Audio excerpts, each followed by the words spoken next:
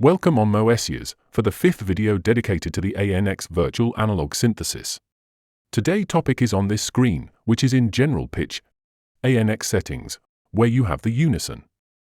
That's not all. If you like to done quick working on the filter, the envelope, without getting into all the details of them, here you have some fairly simplified settings that will allow you to done quick edit. I will come later on videos dedicated to the envelope generator and the filter envelope full settings. That's also an extremely interesting screen with OSC Reset, voltage drift and Aeging settings. Just before we start, I'd like to remind you that, if you like this video content, don't forget to click on like, and you can boost my videos to highlight them in YouTube recommendations. Thank you in advance. We are on General Pitch ANX settings screen. By pressing navigation button, you can also find it in easy way. The first thing we're going to look is Unison. What is Unison? I have here one waveform, and I'm going to resuperimpose that waveform. We can do a Unison 2 and a Unison 4. Be careful, the polyphony will change depending on what you set as Unison. Here I have my 16 polyphony notes on the Montage M. For the MODX M it's 12 notes. To reach the maximum, I would have to use sustain and hold notes. I'm not going to do that because it's a bit cacophonous.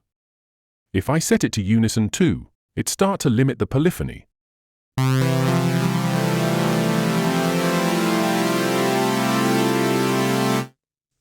With Unison 4, I have a thicker sound, but I'll quickly lose polyphony.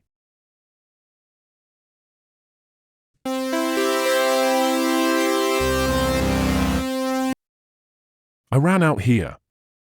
Be careful by using Unison, especially if you have several ANX parts in your performance. Check my Dedicate Unison video, where I also explain how to use an effect to emulate Unison in that case. On the other hand, if you have in your performance just one ANX sound, a synth comp, a bass, a pad that you want to make bigger, you can go ahead with the Unison. Let's see with just one note what it shows on the oscilloscope with Unison off. With Unison 2. With Unison 4. You can see that it's make our sound bigger. Let's look at the two other Unison settings. We can detune. Because I haven't detuned yet the Unison, it's as if I have doubling, putting twice or 4 times the waveform, but perfectly aligned in tone. Here, I'm going to detune it a little bit.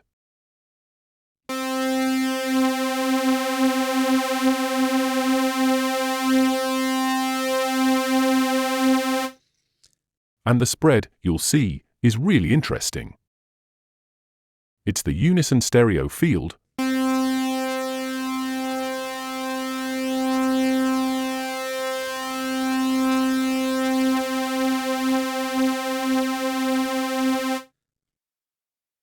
You have seen that the waveform that's superimposed, which is read on the oscilloscope, moves faster or slower depending on what I set in spread, how far we deviate in stereo, and also for what I set in detune. Let's see one other setting, outside Unison, the oscillator's reset. We can do some interesting things. I'm turning off my Unison to show you the reset oscillator's settings. To show you this setting, I need to set a level on my 3 oscillators. Here I let it to off.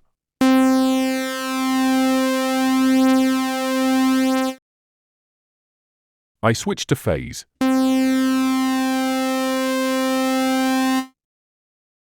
And I switch to tune. Here we're standardizing the pitch, so the tone is in phase. We're going to make them all work together. If we set it to full, we do both together. Let's see 2 other settings independent of Unison. Voltage drift to start. Here, we could emulate old analog synthesizers' behavior, which weren't always perfectly tuned on time. Old synths start cold, and by heats up the transistors, it was providing some fine tone changes. With the voltage drift, you emulate this behavior on the oscillator pitch and the filter cutoff too. This setting will also be impacted by the Aeging that's there, which will give us different behavior, depending on a more or less speed slope, so that the voltage drift reaches its value. If I go to the left, it's a retro setting. If I go to the right, it's a more modern setting. I'll play it for you and take also a look at it with the oscilloscope.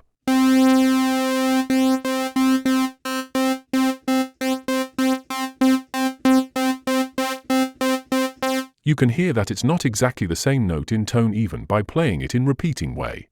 It's a bit like it's slightly out of sync or fine tune.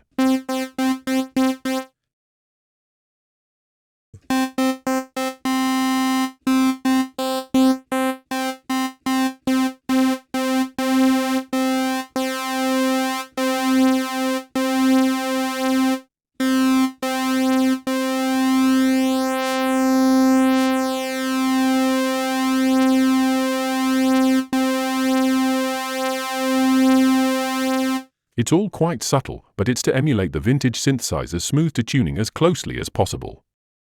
With a virtual analog engine, you need to have this type of settings to make it less digital.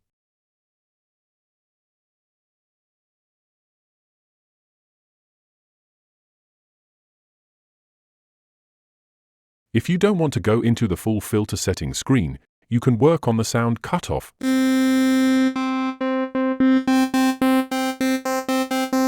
We're still working on the 3 oscillators at the same time. The resonance,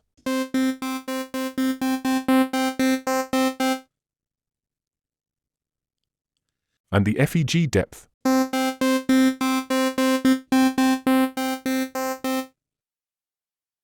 I'm resetting to 0. We can also work on the amplitude envelope generator, still with my 3 oscillators at the same time. That's why we have this screen, because here we're working on all 3 together.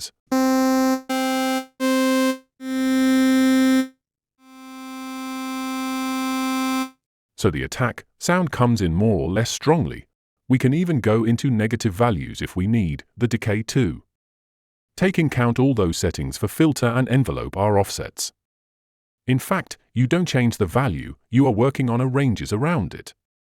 The decay is the plate, the sustain is the hold. I'm not going to go through all the values, otherwise it will take too much time. They are often linked to each other. And then here we have the release. For that one, let's see what happens when my note is released. As conclusion, if you have a sound you want to quickly edit, you need to go to this screen. You can do this quite simply, without necessarily going into the full screen settings. Unison made your sound bigger. Voltage drift and Aeging bring us a little closer, but not quite, to the vintage analog synthesizer's behavior. That's video ending. I hope you enjoyed it. I hope you found the content interesting. Feel free to click on like, and I also invite you to click on the boost button to highlight this video in YouTube suggestions. As official Yamaha expert and specialist, if you want to learn more quickly how to use or take in hand your Montage M, MODX M, ESP, Camelot Pro, or any of the Yamaha synthesizers and stage keyboards that I use, or also Cubase MIDI and audio recording with them, you can request an online masterclass with me. You choose your session topic, and you can download your session video to watch it as many times as you need.